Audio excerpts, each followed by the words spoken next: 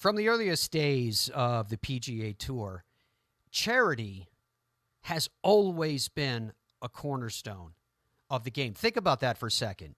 For those of us that love the game of golf, for those who are passionate about the game of golf, to think that we can use it as a stage, as a platform from which to give back, to directly impact, and in many, many cases, change the lives of others.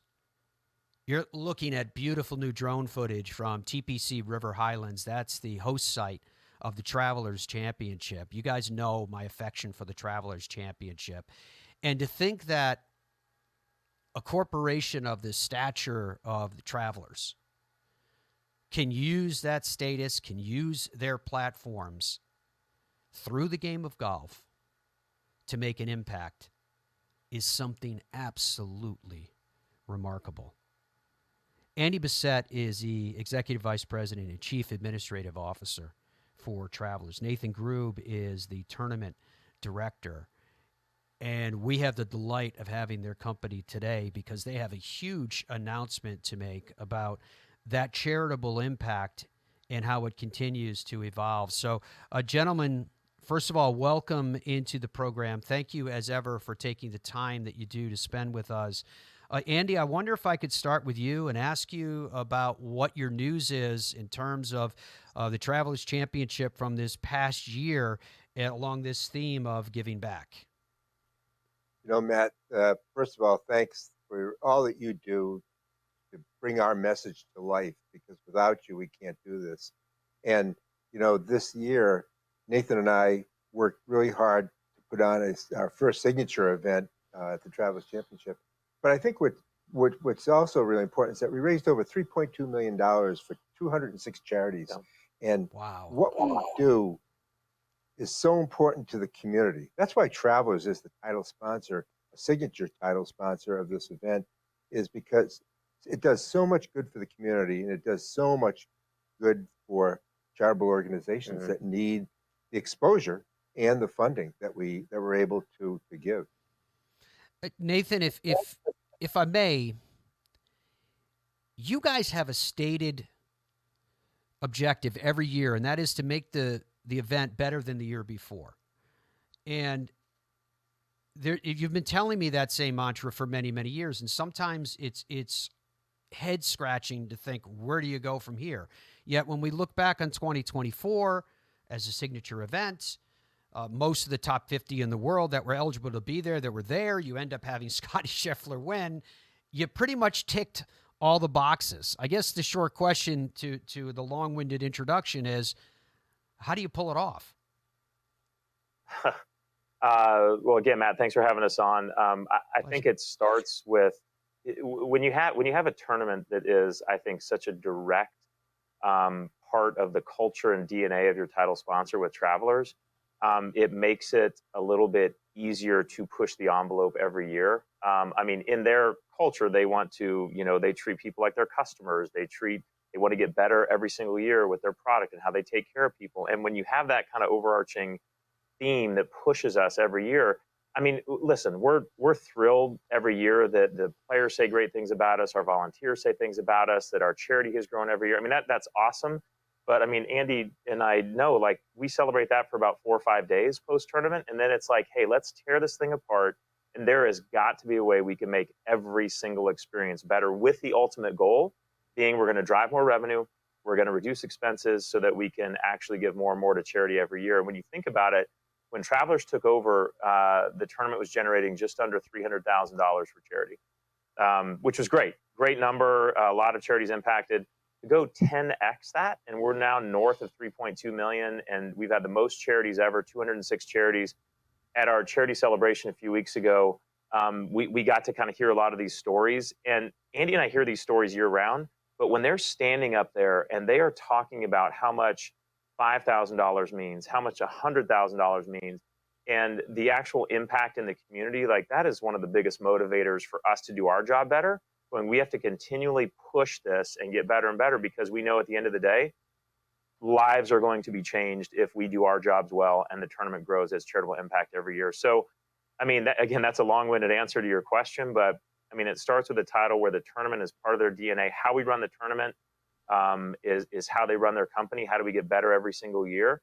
And it's that relentless pursuit that, here we are. I mean, Andy and I have worked together almost 20 years because we worked together a little bit leading into the tournament, but every year just chipping away at it. And then here you are 2 decades later making a big impact in our community. I think, too, the other piece of it, too, Matt, that's so important, and what Nathan's saying is that what this tournament brings to the community, right? It brings exposure for these charities and also funds, but also the whole community element of this is pride. I mean, we have over 3,000 volunteers who give their time to make this tournament what it is.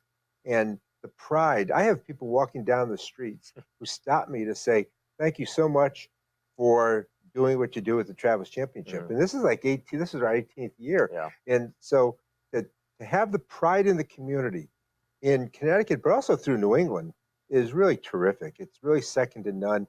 We try to touch so many different bases, with the Charlie Sifford event we do every Tuesday, which is phenomenal, to celebrate Charlie Sifford, who was our champion in 1967. And his son, Charlie Jr., comes out every year, and we raise over $100,000 every year for the Charlie Sifford Foundation.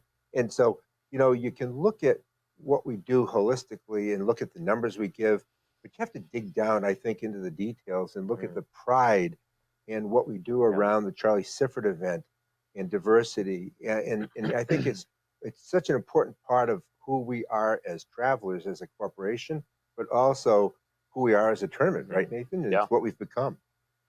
When you go back 18 years, Andy, maybe just more than 18 years in fairness to this question, and you think about when you guys were contemplating stepping in and saving this event on the PGA Tour, what were the risks at that time? What scared you about what you were about to do? And has it turned out exactly the way that you anticipated, or did it take on a life of its own? Wow. Matt, that's a great question. But I think I would focus in on the fact that in 2005 and 2006, when we were getting ready to do this, I had negotiated the title agreement with PGA Tour. I had just met Nathan, and we knew that we had the 2006 tournament to learn what we needed to do to be great. And I think really right from the beginning, before we had one swing of a golf club in 2007, we knew that we were not going to accept the status quo. That's been our mantra for, right, Nathan, since 06. Don't accept the status quo. Always be better. Always be better. And, it works in sports. When I was in sports, it works in life. And I think that that's really important for us in the way we behave, where we carry ourselves, what we do. But I remember the number of people that were willing to help us. I mean, and the one story I think that's very interesting, Jay Monahan was running the Deutsche Bank Championship in Boston, and a friend of mine introduced me to him, and he said, hey, call Jay. I think he'll be willing to help you. He came to Hartford, sat down with he and a couple of people and said, Andy, I'm going to tell you what to do, what not to do to make this a great tournament. And I'm like, wow, that's really cool. This guy actually runs the Deutsche Bank. He must know what he's talking about. Well, fast forward through the decades, right? Now Jay Monahan is the commissioner and still a great supporter and a great friend of our tournament. And that's really important stuff. People were willing to help. Mike Tirico was willing to help. I mean, so many. Jim Nance is willing to help. The golfers, oh gosh, I can't even start with the list of names of golfers. And caddies, we're asking everybody, right, Nathan? What can we do to be Anybody great? Who would listen. Anybody that would listen. Anybody would talk to us at that time, because we were nothing. We were just some tournament starting out. And I think it's really important that we've tried to pay it forward.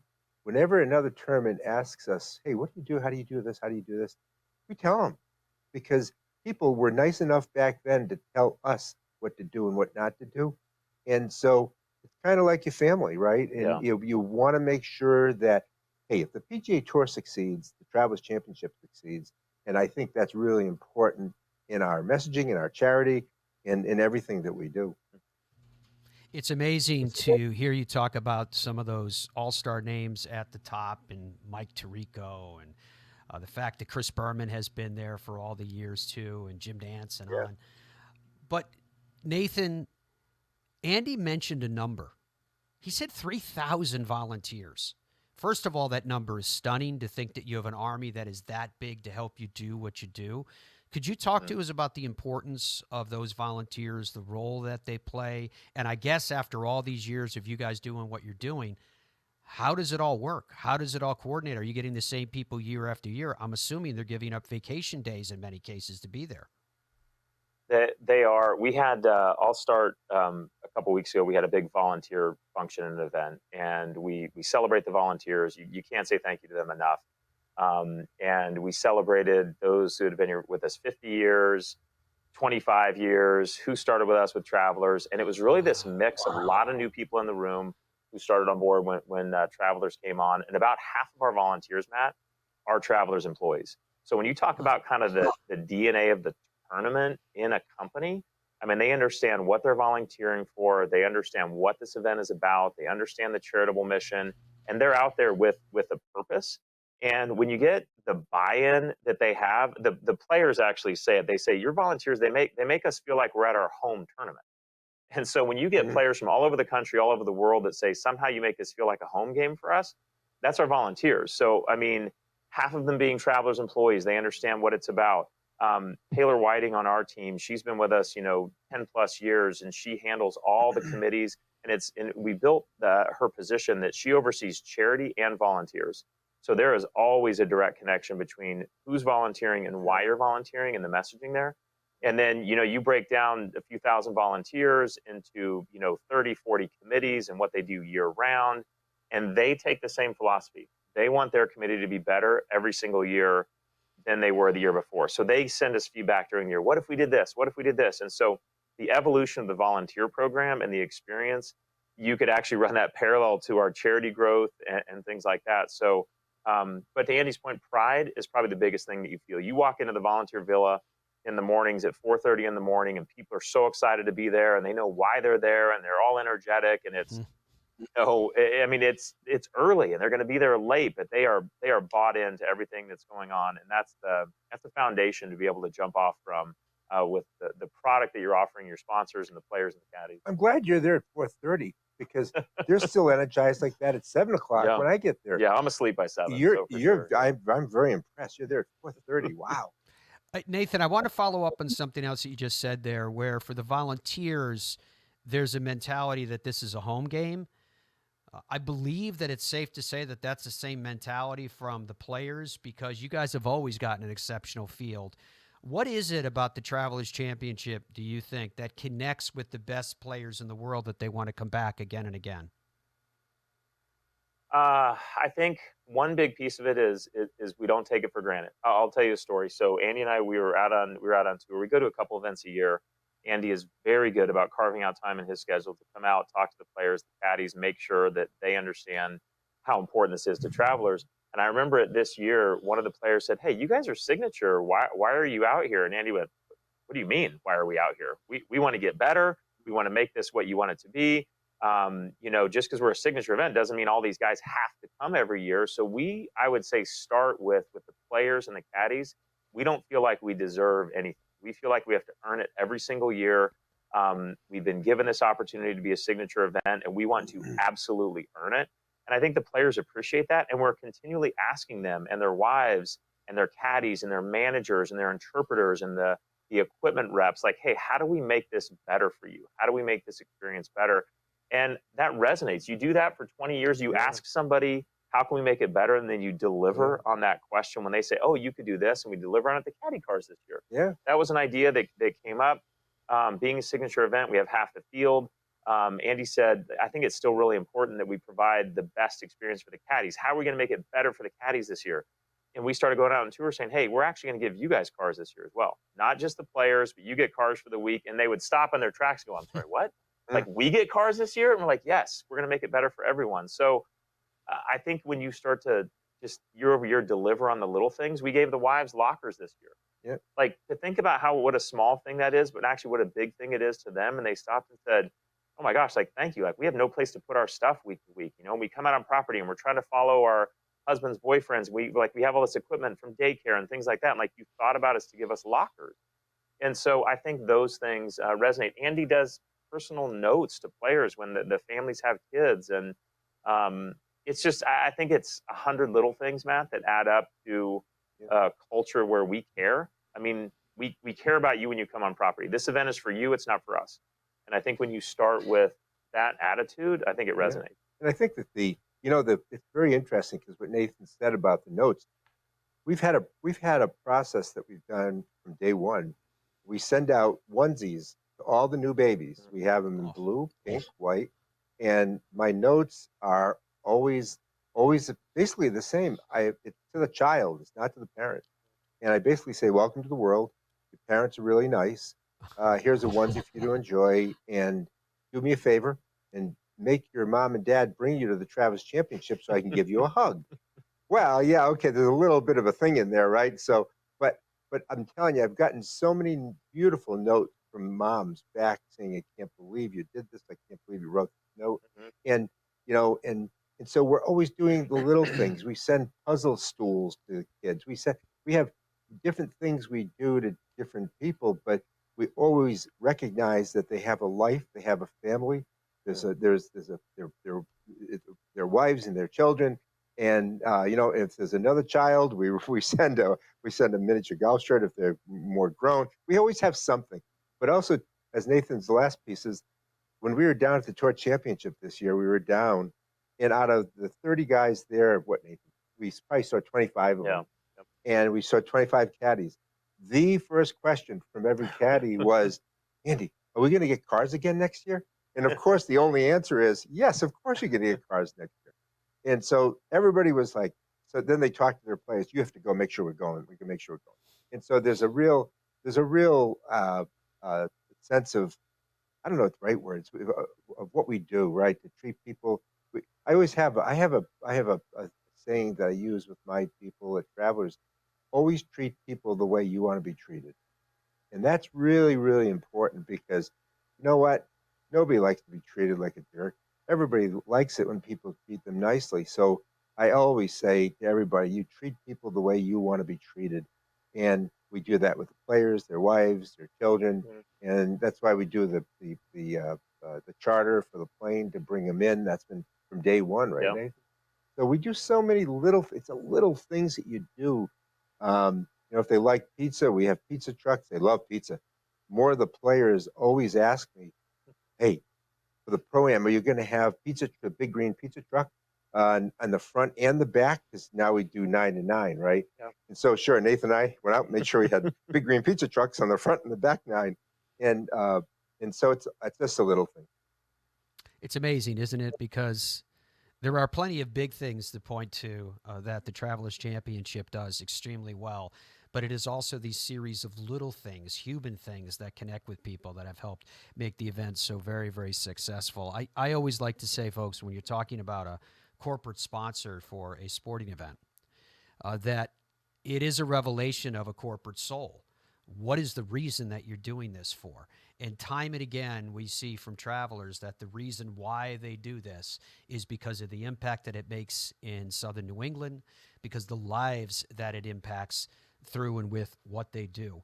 And it extends all the way through to the heart and soul of the PGA Tour when the best of the very best want to continue to come back. And much of that is because of the collective efforts of so many, led by the two gentlemen that are right before you, and Andy Bessette, the Executive Vice President and Chief Administrative Officer for Travelers, and Nathan Grube. As ever, gents, thank you very much for your time. Congratulations on another spectacular Travelers Championship. We're very much looking forward to everything that the future holds for both of you and all. Thank you. Thank you, Matt. Appreciate everything that you do to help us succeed from year to year. Thank you.